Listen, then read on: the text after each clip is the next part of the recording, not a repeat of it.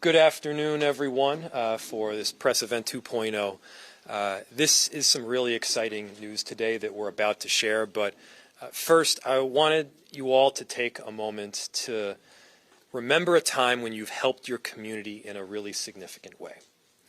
Remember a time when you've stepped up, and that might have been to volunteer at a homeless shelter or serve food at a food shelf. It might have been to pick up trash along the river or volunteer as a local baseball coach. All of these things help people in the communities in which we live, and all of these things give you that kind of warm feeling where you feel good about yourself, you feel good about the work you're doing, and you feel even better about the community in which we all live. And I'm sure you've felt that sense of pride each time you've been stepping up. And now I want you to imagine yourself doing that kind of work full-time, getting paid for it. We have those opportunities that are available right now at the city of Minneapolis, where there is great need. There's an unbelievable potential to make a difference in the communities we serve. And you can do that through becoming a police officer or a 911 dispatcher. As a police officer and a 911 dispatcher, you're helping people during some of their most horrible moments of life.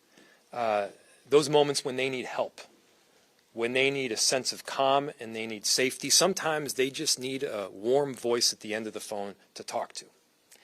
Our police officers are stepping up in incredible fashion right now while they're short on staffing and there's more work to go around. And right now, you can imagine yourself being one of them, working right here at the city of Minneapolis for the community that you love and making an incredible difference for people who need your help. And so we're rolling out with a campaign starting today. The campaign is known as Imagine Yourself, and it's a collaboration between our incredible HR department and Accenture, which is a PR firm. This campaign is comprehensive, it's full-throated, and it's a full-court press to make sure that we are getting the necessary police officers into MPD and getting 911 dispatchers as well. This is not going to be the traditional mode of recruiting where we recruit some people in, they do an academy, and maybe we call it a day. This is a full-on effort. Everything from ads on social media, LinkedIn, Facebook, YouTube, to commercials on the air, to billboards you'll see in public. And we're also doing a full-throttle effort on the ground as well, and that's already been happening. And we're committed to trying every available option right now for this recruiting and retention because ultimately that's what our city needs. So this campaign is really about people's lives. It's about filling a very critical safety need that we have in our city. Part of that safety need is police officers and 911 dispatchers. And I'll tell you, there is great reason to become a police officer beyond the need to help your community. In Minneapolis Police Department specifically, there are opportunities for advancement. You will gain a skill set that you will never get in any other city in the state. And whether that's working narcotics or working to prevent violent crime, you're going to be doing more than simply pulling over a car that's going 20 miles an hour over. There are jobs in this department where you can gain a skill set, improve people's lives and safety.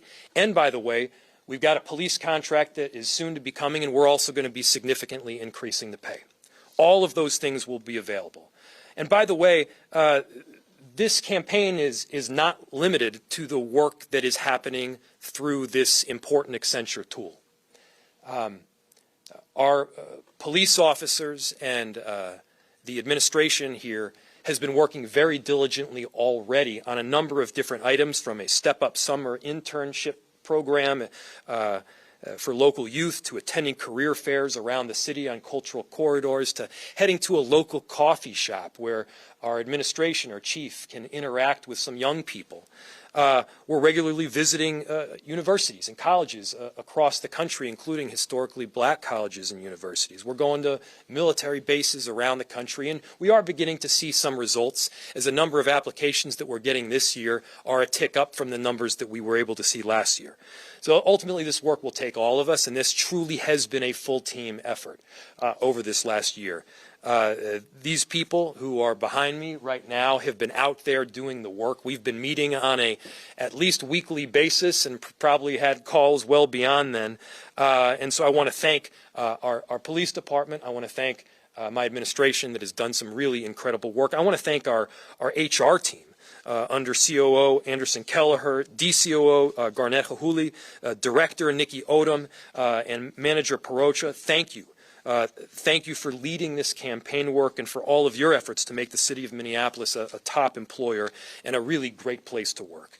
To the OCS team, Commissioner Barnett, to Chief O'Hara, Director Hodney, thank you for your ongoing determination to build out the best possible team that we can. Thank you to your teams. They've been working diligently each and every day to make sure that we're bringing in recruits that have the right mentality, that wants to protect and serve these communities. We are beginning to see some progress right now, and this campaign is going to kick it on to the next step. And to our 911 staff and MPD officers, especially those that have persevered and they've stuck around, they've showed what it means to be courageous and heroic. They've faced some of the most difficult circumstances that our city and our country have ever faced. They're still here. What I can tell you that you're signing up to, if you're someone that's looking at a potential job as a police officer or a 911 dispatcher in Minneapolis, is you've got a committed team around you. You've got people that care about your well-being, and we want you to be able to take the next step, both for our communities and for your careers. This is a magnificent opportunity that we want you to be part of. Many of you have heard me say this before, but it's perhaps my favorite reason of working, a favorite reason of working at the city is to work with these incredible individuals. Everybody's got their unique niche, and whether it's responding to 911 calls or making sure that the water you drink is clean, people care, and they're stepping up to help. I'll just finish by using the tagline of the video you're about to see that will be going on air. Imagine yourself. Imagine yourself making a big difference in your community and keeping people safe during some of their most difficult moments of life. That's what this is about. And with that, I want to turn it over to someone who is most definitely helping people during some of their most difficult moments in life, whether he's showing up personally or his incredible team of police officers. Chief O'Hara.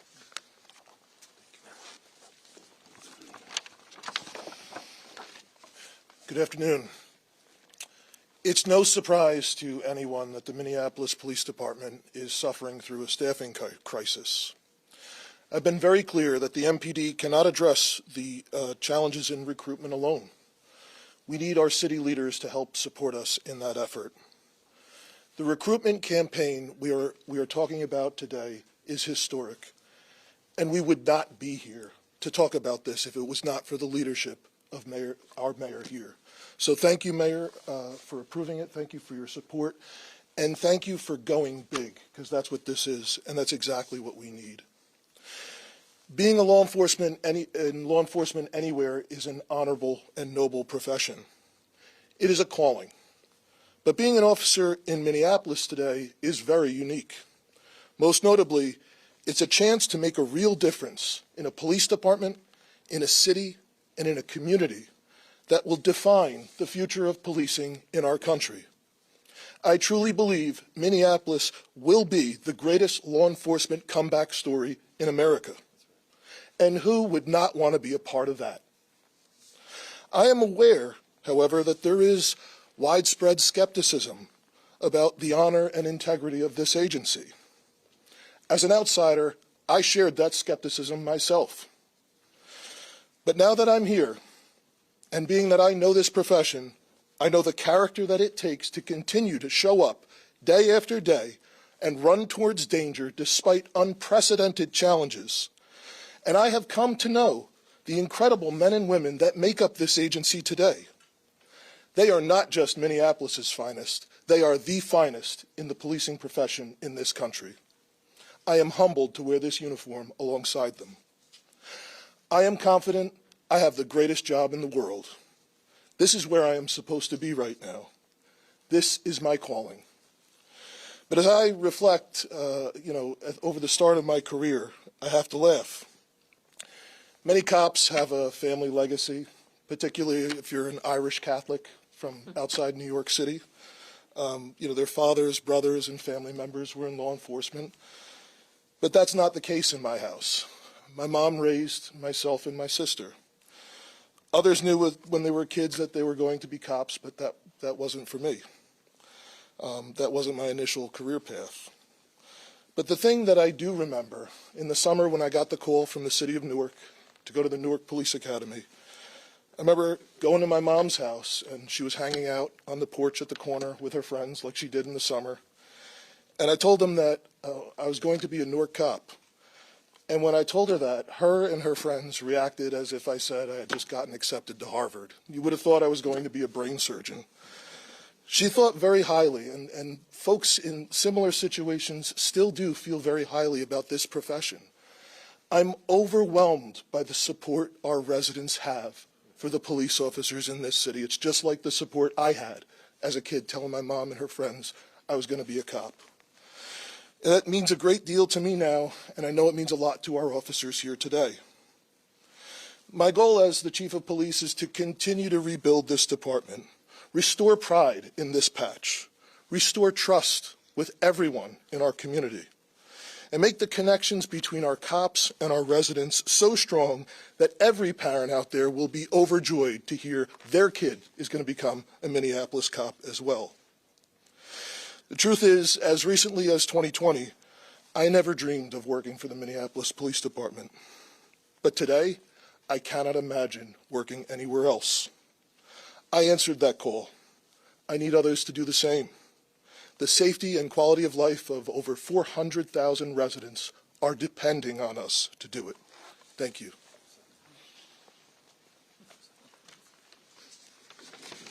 Hello.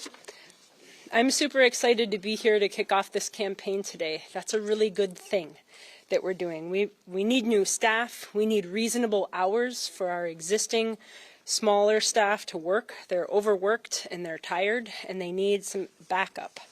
I've been a champion of officer health and wellness for a long time, including but well beyond wages. It was very intentional when Chief O'Hara started that I brought him to our local high school in my ward to introduce him to others. This is a long game, the idea of refilling our police department. We really have to have, and I want to assure people that we have infrastructure in place to care for the well-being of the entire officer. That programming will really appeal to the whole person, to the whole candidate. And these are intangible but incredibly important things to consider as people work in these very challenging careers. Council has its role in approving funding for this campaign and in supporting our staff. I've done my own best to highlight our recruitment needs whenever I can, at public meetings, at neighborhood meetings, working to recruit people at block parties. People are kind of like, yeah, we know. Well, I'm not going to stop. And this is not a scattered approach. This is a really full-on, consistent effort that is being launched today. So I'm really glad that as a city we're trying a wide variety of coordinated recruitment methods and being creative. Creativity is really what we need. That's probably the best way to describe what we are doing right now.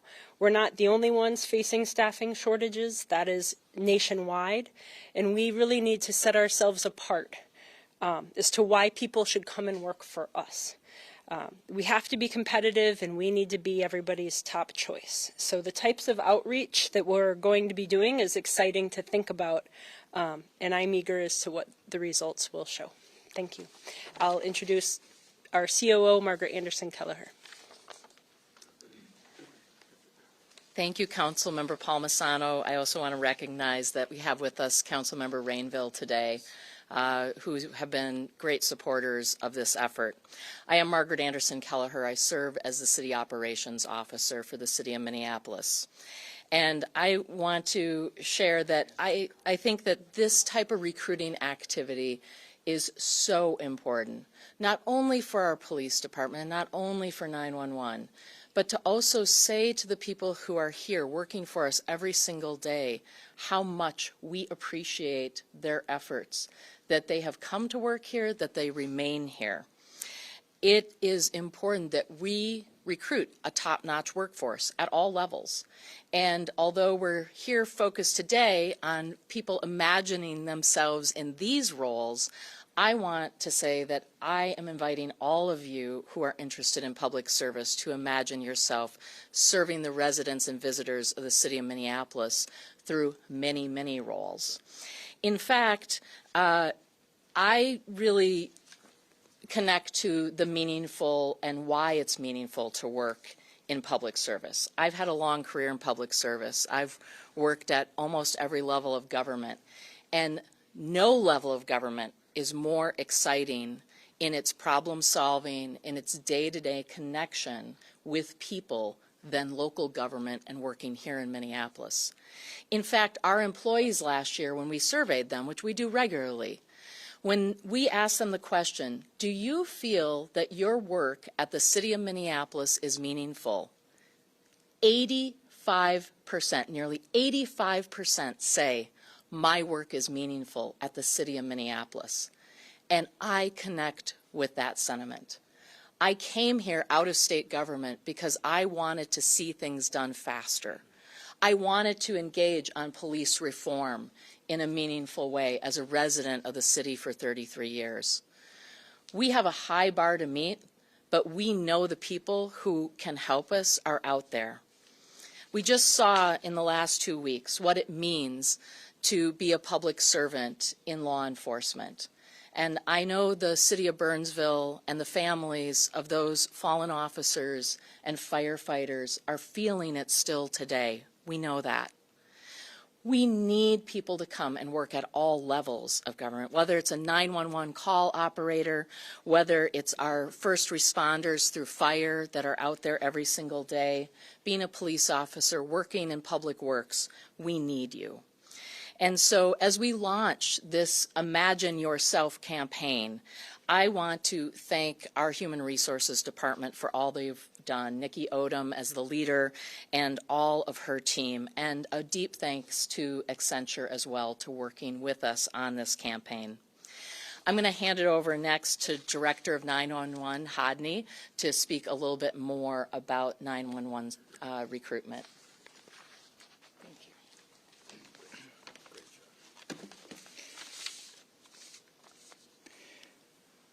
Thank you. First, I'd like to thank all of our partners throughout the city that have helped to put this together and help this campaign get launched. I heard the calling about 15 years ago when I first answered my first 911 call. 911, what's the address of the emergency? Just think about those 7 words for a moment and what they mean to someone who's having one of the worst days of their lives on the other end of that phone.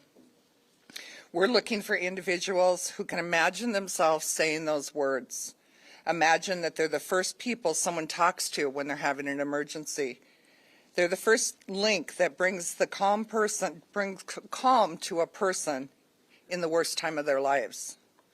The career as a 911 call taker is fast-paced and hectic, and for those who find it their calling, rewarding. Why is it fast-paced and why is it hectic? You're multitasking, helping to locate those who don't know where they are, classifying events to determine the best services to send, and all being done with a voice of empathy, compassion, and calm. As a critical piece of the city's community safety ecosystem, it's important that our first responders receive accurate response to the situation of information that it can be a matter of life or death. 911 call takers provide a high level of customer service. It's essential to maintain professionalism, even with dealing with distressed, rude, or hostile callers. Remember, most people, when they're calling 911, are in a crisis at the moment and not their usual selves. It's tough, given that we're working at 20% below our authorized capacity. A shortage at 911 can lead to a delayed response. It can have catastrophic results. We can't miss a call. Every call is important, but every call can be rewarding. You are the voice on the other end of the line, keeping the caller together until help arrives. At the end of the day, you will know you have made a difference in someone's life. This campaign is essential to finding the right people. We're looking to fill 10 to 15 positions with a good salary, hiring bonus, and paid in-house training.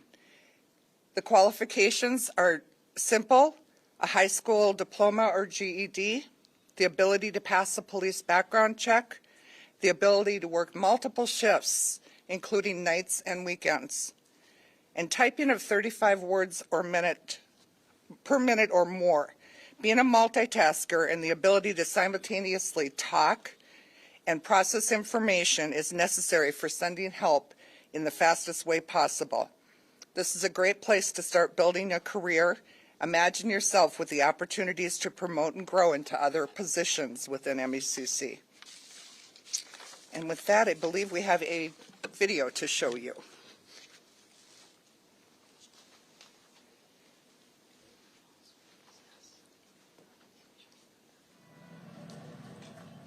This city needs great people like you to keep it running smoothly. 911, what's the address of your emergency? We already have a ping on that phone number. Just keep them on the line, okay? It's not the buildings, bridges, or streets of the city that motivate you. It's the people. And your chance to help them thrive as part of the community. Give me a big one! Let's go! Imagine yourself taking your abilities to the next level.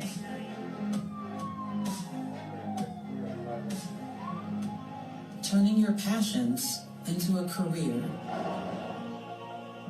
while helping make a positive impact in Minneapolis.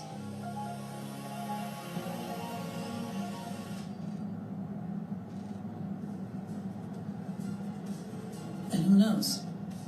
You might just save the day by being there when someone needs it most. At the end of the day, you'll know your work matters. So why not you?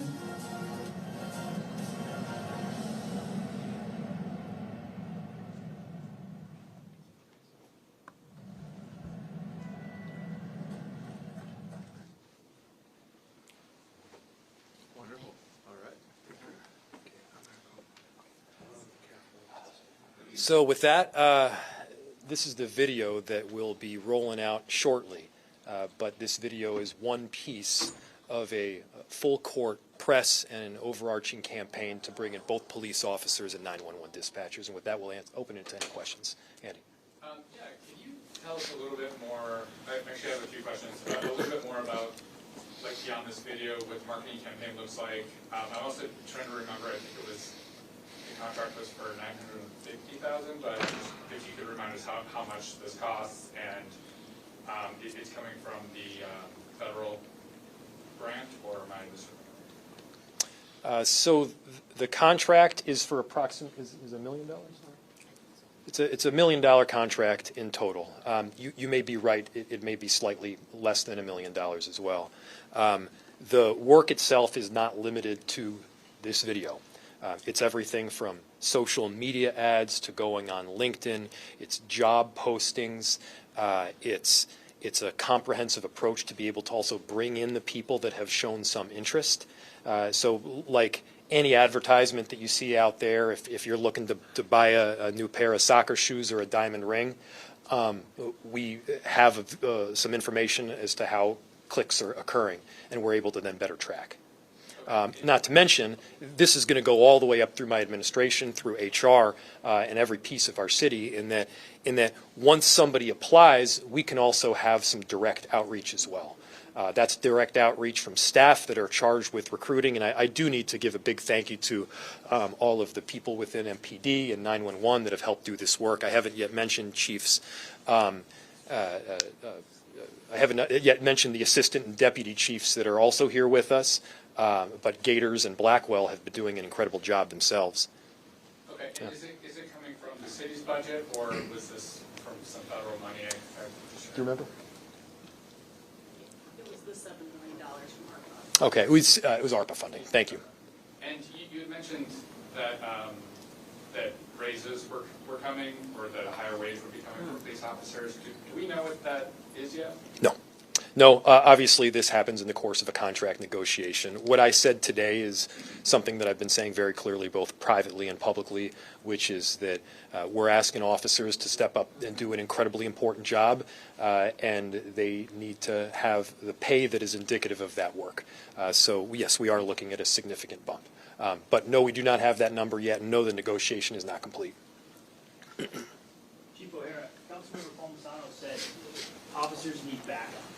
Can you speak to the importance of this campaign, not only for the residents, but can you speak to the importance for the current officers? Sure. You know, like I've mentioned several times, the department overall is 40% smaller with sworn staffing. We rely more and more on mandatory overtime, on officers working overtime, officers performing multiple functions. But I think it's important to remember that the officers that are here, that have remained, that have stood by and been resilient, been incredibly dedicated to the city, have done that while experiencing some incredible personal trauma.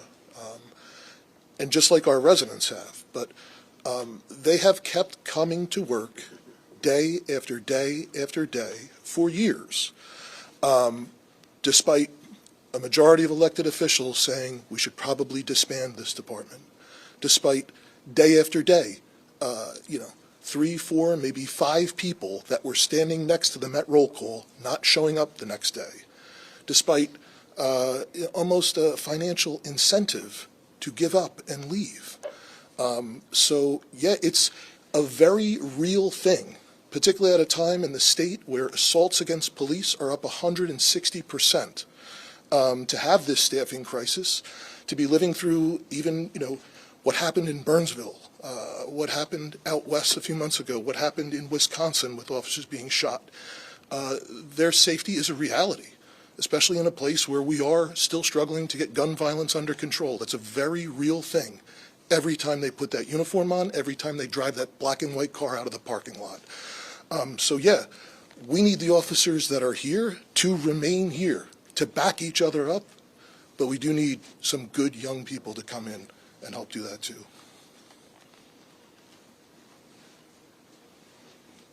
Was it a tough landing on imagining, the branding? Can you kind of walk us through that? And then again, maybe, obviously there's more to than just the video, but, how was that kind of crafting the image of this and the messaging?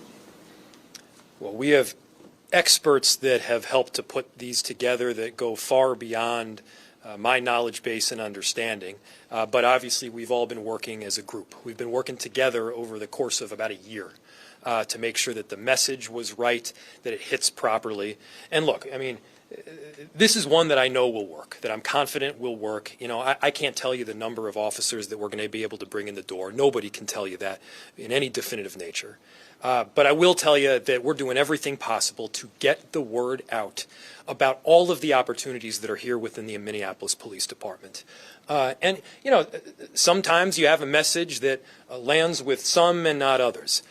Sometimes you have a joke that doesn't hit entirely. Some people know what that's like. I certainly have no experience with that. But this is a message that will resonate with, I believe, with the people that we're trying to bring in, and specifically, it's 18 to 44-year-olds. So this is the next generation of policing. These are people that are going to be able to come into a department that is changing.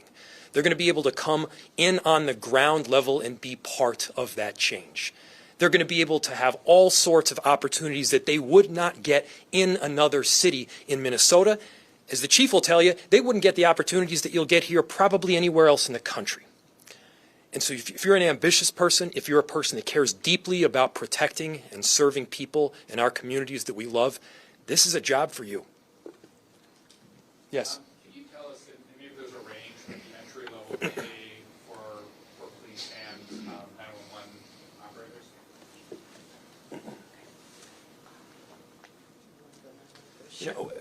We could probably give you a little bit of that, but let's just get you the exact right information rather than guess on it here. There's been a lot of conversation about looking for law enforcement officers from non-traditional backgrounds in law Yeah. enforcement. What have you all been doing to, say, reach out to social work, people specializing in that, to people from non-law enforcement sort of backgrounds? Sure. So I'll turn it over to both, and you're asking with respect to becoming a police officer, not specifically 911. So I'll turn it over to Chiefs O'Hara, Blackwell, and/or Gators in just a second. But a number of years ago, we upped the level of, I guess you could say, points that you'd be able to receive if you've got some expertise in another area. And whether that's social service or community stewardship. That's some connection to the city of Minneapolis, whether that's living here or volunteering or working here. We've also been looking, and you probably know this, at expanding the areas of expertise that could lead into a profession of law enforcement as a police officer. That's some work we're doing at the state level. One example would be people that are involved in some form of, maybe they work in a jail. Maybe they have some direct experience de-escalating really tense situations without a firearm. These are people that could much more quickly become a police officer because they've been doing a lot of this work already and have the necessary skill set to step up. And so we're looking at changing some of the credentials required so that we can more quickly bring people in. Anything else to add there? I would say this year, I do believe we're turning a corner, and the numbers are there to show it. Last year, we hired 40 sworn members to the department. It was not enough to keep pace with attrition. However, we are on pace already to surpass that this year. And just with the efforts that we are making with recruitment, we have a recruiting team has had over 500 leads so far year to date. Those are people that they've contacted that are interested in possibly applying through one of the entry programs. At this point last year, that was about 140. And applications are up in all the different pathways. But we have to acknowledge the reality of the situation. Yes, this is a problem in policing across the country. Yes, it's a problem in the entire state.